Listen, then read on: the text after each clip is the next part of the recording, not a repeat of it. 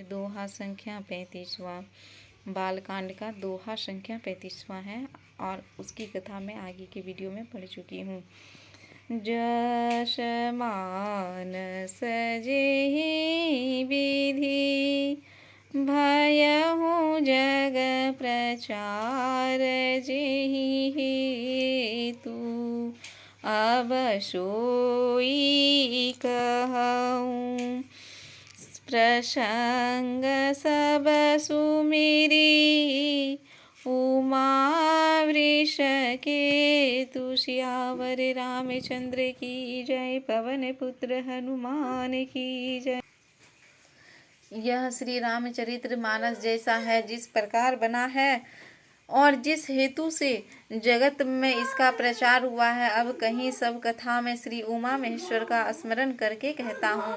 शंभु प्रसाद सुमति यहुलसी रामचरित मानस कवि तुलसी करहि मनोहर मति अनुहारी सुजन सुचित सुनिले हूँ सुधारी।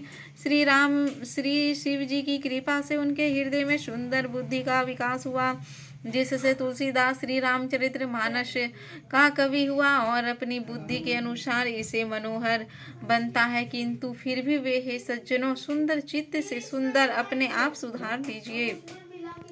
सुमति भूमि थल हृदय अगाधु वेद पुराण उदयी घन साधु बरसहि राम सुजस बरबारी मधुर मनोहर मंगलकारी।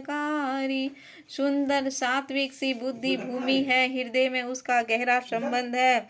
वेद पुराण समुद्र और साधु संत मेघ हैं। वे साधु रूपी मेघ श्री राम जी के सुयश रूपी सुंदर मधुर मनोहर और मंगलकारी जल की वर्षा करते हैं।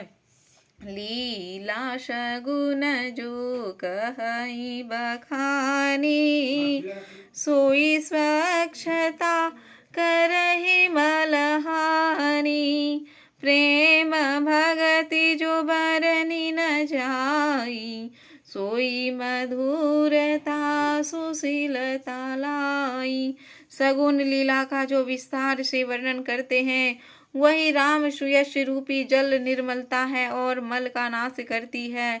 और जिस प्रेमा भक्ति का वर्णन नहीं किया जा सकता वही इस जल की मधुर और सुंदर शीतलता है।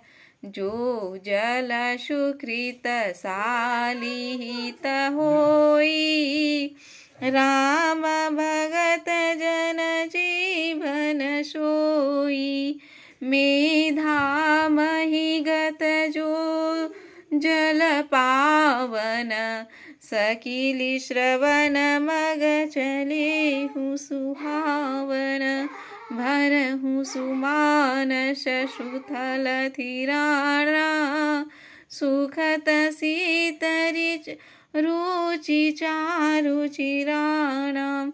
वह राम सुयश रूपी जल सतकर्म रूपी धान के लिए हितकर है और श्री राम जी भक्तों का तो जीवन है ही। वह पवित्र जल बुद्धि रूपी पृथ्वी पर गिरा और सिमटता सुहावने काम रूपी मार्ग से चला और मानस हृदय रूपी श्रेष्ठ स्थान में भरकर वहीं स्थिर हो गया। वही पुराना होकर सुंदर रुचिकर और शीतल सुखदायी हो गया।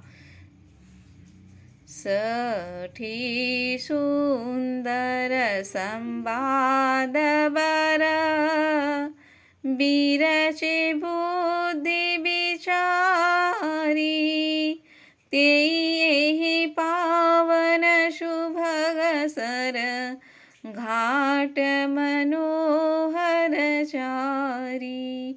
सियावर रामचंद्र की जय, पवन पुत्र हनुमान की जय। इस कथा में बुद्धि से विचार कर जो चार अत्यंत सुंदर और उत्तम संवाद काकभुसुंडी गरुड़, शिव पार्वती और याज्ञवल्क्य भरद्वाज और तुलसीदास और संत, वही इस पवित्र और सुंदर सरोवर के चार मनोहर घाट हैं।